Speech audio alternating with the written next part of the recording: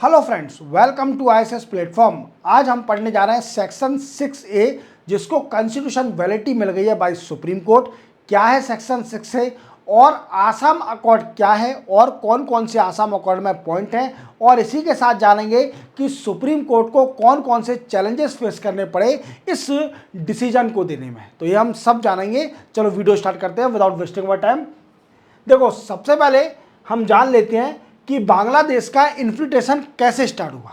बांग्लादेशी जो एरिया है वहाँ से इन्फिल्ट्रेशन कैसे स्टार्ट हुआ। जैसे कि आप जानते हो कि पाकिस्तान और बांग्लादेश ये सब एक ही पार्ट था इंडिया का। कब टाइम? कॉलोनियल टाइम के टाइम, जब ब्रिटिश गवर्नमेंट थी हमारे यहाँ पर, तो बांग्लादेश और पाकिस्तान इंडिया का ही पार्ट था। अब जब आसाम को we can say British government ने एनेक्स किया, वी कैन से एक्वायर कर लिया, तो देखा कि जो आसाम का जोग्राफिकल एरिया है वो सुटेबल है फॉर टी प्लांट। किसके लिए सुटेबल है? टी प्लांट के लिए बड़ा ही सुटेबल है। तो उनको, और आप जानते हो कि जो टी प्लांट होते हैं उसमें लेबर की ज़्यादा रिक्वायरमेंट होती है। तो लेबर की रिक्वायरमेंट के लिए जो बांग्लादेश का पार्ट था वहाँ से मुस्लिम बंगाली पॉपुलेशन को लाके आसाम में सेटल कर दिया और उनको लेबर बना दिया, और लेबर बनाते ही टी गार्डन में काम करना स्टार्ट कर दिया। तो पहला इन्फिल्ट्रेशन स्टार्ट हुआ जब ब्रिटिश की गवर्नमेंट थी यहाँ पर इंडिया में, और जो बांग्लादेश जब पार्ट था इंडिया का, तो वहाँ से लाकर पीपलों को आसाम में सेटल कर दिया था और उनको लेबर का काम कराया इन टी प्लांट। फिर सेकेंड इन्फिल्ट्रेशन हुआ 1947 में, जब इंडिया का वी कैन से इंडिपेंडेंस हुआ और इंडिया का पार्टीशन हुआ in two part, that is India and Pakistan. तो क्या हुआ कि जो ईस्ट पाकिस्तान था, जिसको हम बांग्लादेश बोलते हैं अब, जो ईस्ट पाकिस्तान से इलीगल इन्फिल्ट्रेशन हुआ again in north east state और ईस्ट स्टेट, जैसे वेस्ट बंगाल, बिहार और त्रिपुरा, मिजोरम, मेघालय, ठीक है, in Mizoram even as well as Assam. तो यहाँ पर क्या हुआ? इलीगल इन्फिल्ट्रेशन हुआ 1947। देन आफ्टर 1971 में क्या हुआ कि बांग्लादेश के अंदर लिबरेशन वार स्टार्ट हुआ और ईस्ट पाकिस्तान को वेस्ट पाकिस्तान से अलग करके एक अलग कंट्री बना दी, बांग्लादेश को। इसको नाम दे दिया बांग्लादेश। क्या नाम दे दिया? बांग्लादेश। अब इसी के साथ जब ये वार हो रहा था तो कई सारे पाकिस्तानी, जो वेस्ट पाकिस्तान है, वो प्रोसिक्यूशन कर रही थी on the population of Bangladeshi. तो वो प्रोसिक्यूशन से बचने के लिए, अत्याचार से बचने के लिए, इंडिया में अगेन इलीगल इन्फिल्ट्रेशन हुआ इन आसाम और the north east state. Clear? तो आप समझ गए, ऐसे इस तरीके से इन्फिल्ट्रेशन हुआ, illegal infiltration of the Bangladesh people in India और द नॉर्थ ईस्ट स्टेट। अब जान लेते हैं हम कि बांग्लादेश का बॉर्डर कितना टच करता है इंडिया के साथ। तो देखा जाए तो बांग्लादेश का बॉर्डर 4096 किलोमीटर टच करता है विथ इंडिया। कितना टच करता है? 4096 टच करता है। क्लियर? चलते अपन आगे। सबसे पहले आसाम प्रोटेस्ट क्या हुआ? जब ये अनइवन पॉपुलेशन हो गई आसाम के अंदर, वी कैन से जो लोकल पॉपुलेशन थी आसाम की वो माइनॉरिटी में जाते जा रही थी और जो मुस्लिम बांग्लादेशी है वो मेजोरिटी में आते जा रहे थे। और इससे क्या बेनिफिट, इसका क्या लॉस हुआ और क्या बेनिफिट हुआ? तो बेनिफिट तो कुछ होगा नहीं, इसका लॉस ही होगा। क्या लॉस हुआ?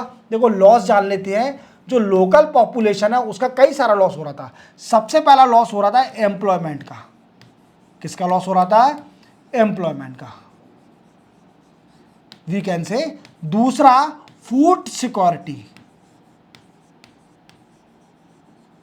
और आसाम में जो गवर्नमेंट की वेलफेयर स्कीम थी वो वी कैन से डिस्ट्रीब्यूट होते जा रही थी। Welfare scheme real intended beneficiary पे नहीं पहुंच पा रही थी। इसका बेनिफिट जो illegal infiltration of the Bangladesh people, वो भी इसका बेनिफिट ले रहे थे वेलफेयर स्कीम का। तो क्या हुआ कि बांग्लादेश में कई सारा प्रोटेस्ट स्टार्ट हो गया। और ये प्रोटेस्ट किसने स्टार्ट किया? ये प्रोटेस्ट को बोला गया आसाम मूवमेंट, और ये प्रोटेस्ट स्टार्ट करा गया ऑल आसाम स्टूडेंट यूनियन के जरिए। क्या है? आसू, शॉर्ट में क्या बोलते हैं? ऑल आसाम स्टूडेंट यूनियन के जरिए ये प्रोटेस्ट स्टार्ट किया गया आसाम के अंदर कि इनको जो इलीगल इन्फिल्ट्रेशन हुआ है बांग्लादेश का, इनको फिर से डिपोर्ट किया जाए बांग्लादेश के अंदर। बांग्लादेश में इनको फिर से डिपोर्ट किया जाए, ये आसाम में ना रहे। क्योंकि इससे क्या हो रहा था कि कई सारा एम्प्लॉयमेंट डिवाइडेशन हो रहा था, वेलफेयर स्कीम डिवाइडेशन हो रही थी, इवन फूड सिक्योरिटी की प्रॉब्लम भी आ रही थी आसाम के अंदर। तो कई सारा प्रोटेस्ट हुआ, जो कि कई सारे ऑर्गेनाइजेशन जैसे यूनियन है, ऑल आसाम स्टूडेंट यूनियन, जैसे मैंने बताया आपको, तो ये कई सारे लोग प्रोटेस्ट कर रहे थे। इवन इसके बाद क्या हुआ दोस्तों कि आसाम अकॉर्ड साइन करा गया। अब क्या है, आसाम में बिल्कुल भी प्रोटेस्ट रुकने को तैयार नहीं था। अब इसको रोकने के लिए राजीव गांधी उस टाइम प्राइम मिनिस्टर थे। कौन थे? राजीव गांधी उस टाइम प्राइम मिनिस्टर थे। और राजीव गांधी ने 1985 में आसाम अकॉर्ड साइन किया, जो कि प्रोटेस्टर के साथ, इसको अपन बोलते हैं ट्रीपार्टाइट एग्रीमेंट। क्या बोलते हैं? ट्रीपार्टाइट एग्रीमेंट मींस तीन लोगों ने मिलकर किसको? सेंट्रल गवर्नमेंट, स्टेट गवर्नमेंट और जो लीड कर रहे थे प्रोटेस्ट को, जैसे all Assam student of union और ऑल आसाम जन संगम परिषद, इन सभी ने मिलकर एक आसाम अकॉर्ड साइन किया। अब इस आसाम अकॉर्ड में ऐसे कौन से पॉइंट थे जो हमें दर्शाने हैं? तो देखो, आसाम अकॉर्ड में एक पॉइंट दिया गया, एक डेट सेट कर दी 1 जनवरी 1966। ये पूरी रिवॉल्व करेगी, कहानी जो रिवॉल्व करेगी इसी डेट पर रिवॉल्व करेगी, 1 जनवरी 1966, याद रखना। अब इस आसाम अकॉर्ड में बोला गया कि एक कट ऑफ बेस डिसाइड कर लिया कि 1 जनवरी 1966 से पहले जो भी पॉपुलेशन होगी वो सिटीजनशिप ऑफ इंडिया है। क्या है? इंडिया के सिटीजन है, आसाम के सिटीजन है और इंडिया के सिटीजन है। और 1966 के बाद की जो पॉपुलेशन है उसको इलेक्टोरल रोल से हटा दिया जाए, इवन उनको वोटिंग राइट नहीं मिला जाए, वो फॉरेनर कंसीडर किया जाए। क्या किया जाए? फॉरेनर कंसीडर किया जाए। अब इसमें एक और डेट दी जिसको बोलते हैं 24 मार्च 1971। अब इस दोनों पीरियड में, ये 1966 से लेकर 1971 के बीच में जो भी population we can say infiltration हुआ है आसाम के अंदर, उनको अपना रजिस्ट्रेशन कराना पड़ेगा, उनको अपना रजिस्ट्रेशन कराना पड़ेगा to get the citizenship of India. समझे आप मेरी बात को? तो ये दे दिया है कंडीशन। क्या दे दी? 1966 से लेकर 1971 के बीच में जो भी पॉपुलेशन इन्फिल्ट्रेशन करी है आसाम के अंदर, उनको कुछ कंडीशन पर सिटीजनशिप मिल सकती है इंडिया की। क्लियर? और 1971 के बाद जितनी भी पॉपुलेशन आई है आसाम के अंदर, उन सभी को डिपोर्ट किया जाएगा बांग्लादेश में, फिर से बांग्लादेश भेजा जाएगा इनको। क्लियर? ये आसाम अकॉर्ड साइन हो गया। और इसमें एक पॉइंट भी ऐड कर दिया सेक्शन 6 से।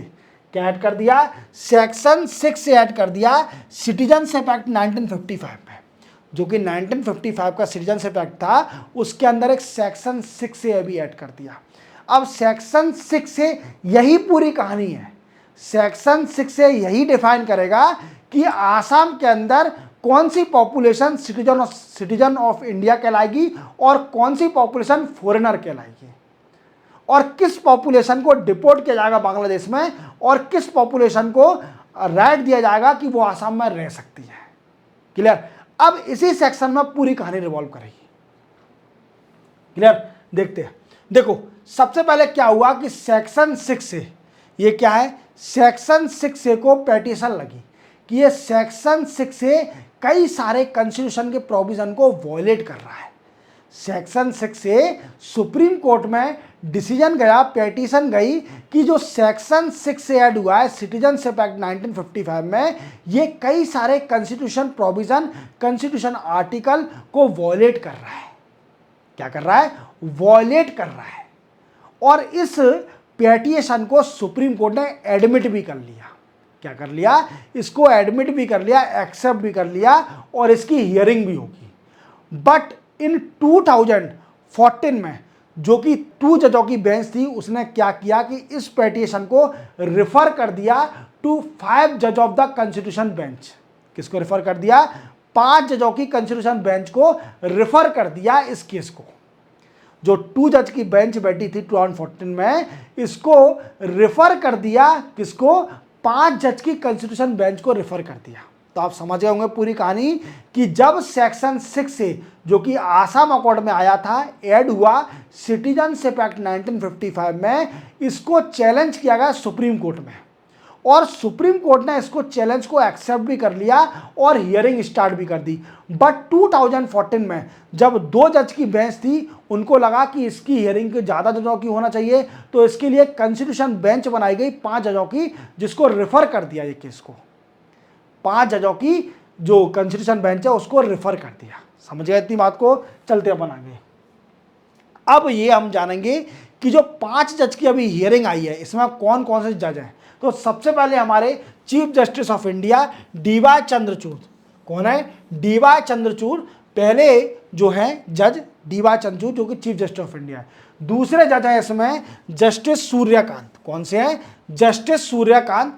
तीसरे हैं जस्टिस एम.एम. सुंदरेश। कौन से हैं? Justice M M. सुंदरेश। और फोर्थ है justice Manoj Mishra. And fifth है जस्टिस जे.बी. पर्दीवाला। कौन है? ये 5 जजों की बेंच बैठी थी।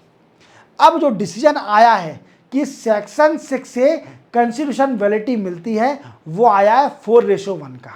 मीन्स 4 जज फेवर में थे, हाँ सेक्शन 6 से कॉन्स्टिट्यूशन वैलिडिटी देना चाहिए, और 1 जज था जो कि अगेंस्ट था। तो जीता कौन? 4 जज। अब वो कौन से जज थे जो कि अगेंस्ट थे? वो थे जस्टिस जी.बी. पडियावाला। कौन से? Justice G B. पडियावाला।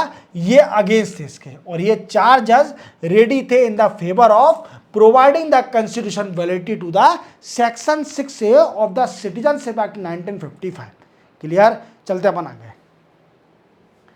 अब हम समझते हैं कि चैलेंजेस क्या क्या है, क्या क्या चैलेंजेस आएंगे इसमें बोला गया। जैसे मैंने बताया था कि सेक्शन 6A को चैलेंज किया गया था सुप्रीम कोर्ट में, और उसमें कई सारे पॉइंट रखे गए थे, जिस वजह से सुप्रीम कोर्ट ने उसको एडमिट कर लिया था। और 2014 में 2 जज की जो कॉन्स्टिट्यूशन बेंच थी, उसने इस केस को रेफर कर दिया 5 जज ऑफ द कॉन्स्टिट्यूशन बेंच, और अभी इसकी हियरिंग आई है। अब इसमें कौन कौन से चैलेंजेस दिए गए, जिसको सुप्रीम कोर्ट ने दूसरे मैटर देकर उसको रिजॉल्व किया। अब वो हम पूरे चैलेंजेस समझेंगे। देखो, सबसे बड़ा चैलेंज जो बोला गया, क्या बोला गया कि उनने एक रेफरेंस दिया चैलेंजेस को। जो पेटिशनर था उसने बोला कि आर्टिकल नंबर 6 और 7 क्या कहता है। आर्टिकल नंबर 6 और 7 जो कि इंडियन कॉन्स्टिट्यूशन का है, ये आंसर करता है कि जो भी पाकिस्तान से पर्सन आएगा, जो भी पॉपुलेशन या फिर पॉपुलेशन आती है पाकिस्तान से, तो उनको सिटीजनशिप ऑफ इंडिया कैसे मिलेगी। We can say it ensure that to provide the citizen of India to Pakistan people. Clear? इसमें बोला गया। अब इसमें बोला गया कि आपने सेक्शन 6A तो ऐड किया है, सेक्शन 6A तो ऐड किया है, बट आपको ये भी पता होना चाहिए कि जो आर्टिकल नंबर 6 और 7 है, इसमें भी चेंजेस आएंगे, और इसके लिए कॉन्स्टिट्यूशन अमेंडमेंट भी चाहिए। क्या चाहिए? कॉन्स्टिट्यूशन अमेंडमेंट भी चाहिए। तो पहला चेंजेस क्या बोला गया कि जो आर्टिकल नंबर 6 और 7 है, जो कि रिलेट करता है कि जो पाकिस्तान से जो इन्फ्लिटेशन हुआ है, उन पॉपुलेशन को सिटीजनशिप कैसे दी जाएगी, इसी आर्टिकल के जरिए दी जाएगी। अब सेक्शन 6A जो कि ऐड करा गया है 1985 में, जब बांग्लादेश पॉपुलेशन, तो इसके लिए इसमें कॉन्स्टिट्यूशन अमेंडमेंट की जरूरत भी पड़ेगी, पर कॉन्स्टिट्यूशन अमेंडमेंट तो हुआ ही नहीं है। तो पहला चैलेंजेस ये हुआ। फिर सुप्रीम कोर्ट ने इसका जवाब दिया। ये जवाब जानना जरूरी है। जो चीफ जस्टिस ऑफ इंडिया है, इसने इसका जवाब ये दिया कि इसमें कॉन्स्टिट्यूशन अमेंडमेंट की जरूरत नहीं है। क्योंकि क्या है, कॉन्स्टिट्यूशन अमेंडमेंट की जरूरत क्यों नहीं है? क्योंकि क्या है, जो सेक्शन 6 और 7 है, ये डील किससे कर रहा है? ये डील कर रहा है उससे जब हमारा कॉन्स्टिट्यूशन स्टार्ट हुआ था, जब हमारा कॉन्स्टिट्यूशन स्टार्ट हुआ था, और 26 जनवरी 1950 से पहले की पॉपुलेशन जो आई थी पाकिस्तान से, उनको सिटीजनशिप ऑफ इंडिया देना है, उनको सिटीजन बनाना है इंडिया का। ये डील कर रहा है कमेंसमेंट ऑफ द कॉन्स्टिट्यूशन, और ये सेक्शन 6 से डील कुछ और से कर रहा है, जो कि कॉन्स्टिट्यूशन प्रोविजन है ही नहीं। क्या नहीं है? कॉन्स्टिट्यूशन में ऐसा कोई प्रोविजन ही नहीं है जो सेक्शन 6 से जिससे डील कर रहा है, ऐसा कोई प्रोविजन ही नहीं है कॉन्स्टिट्यूशन में। तो कॉन्स्टिट्यूशन अमेंडमेंट की जरूरत ही क्या है? आप मेरी बात को समझे। मैंने क्या बोला पहले चैलेंजेस, ये बोला आर्टिकल नंबर 6 और 7 है, वो किससे डील करेगा? वो डील कर रहा है जो कि पाकिस्तान की population before commencement of the Indian constitution India में आई है, उनको सिटीजनशिप देना इंडिया की। क्लियर? अब ये बोला गया कि जो सेक्शन 6 से आपने ऐड किया है, जो सिटीजनशिप एक्ट 1955 में, इसमें भी कॉन्स्टिट्यूशन अमेंडमेंट की जरूरत है। पहला चैलेंजेस ये बोला गया। तो सुप्रीम कोर्ट ने इसका जवाब दिया कि जो आर्टिकल नंबर 6 और 7 है वो डील कर रहा है किसके साथ, जब commencement of the constitution means 26 January 1956 deal कर रहा है। और जो सेक्शन 6 से है वो किसी से डील नहीं कर रहा है, ऐसा कोई पार्टी नहीं है जो कॉन्स्टिट्यूशन प्रोविजन हो, तो जरूरत ही नहीं है कॉन्स्टिट्यूशन अमेंडमेंट की। क्लियर? पहला चैलेंज समझ में आ गया। चलो दूसरा चैलेंज समझते हैं। दूसरा चैलेंज राइट टू इक्वालिटी। क्या है दूसरा challenge? Right to equality, article number 14।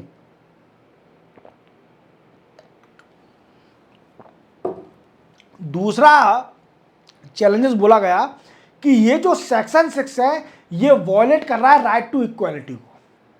क्या वॉयलेट कर रहा है? राइट टू इक्वालिटी को वॉयलेट कर रहा है, जो कि फंडामेंटल राइट है, आर्टिकल नंबर 14।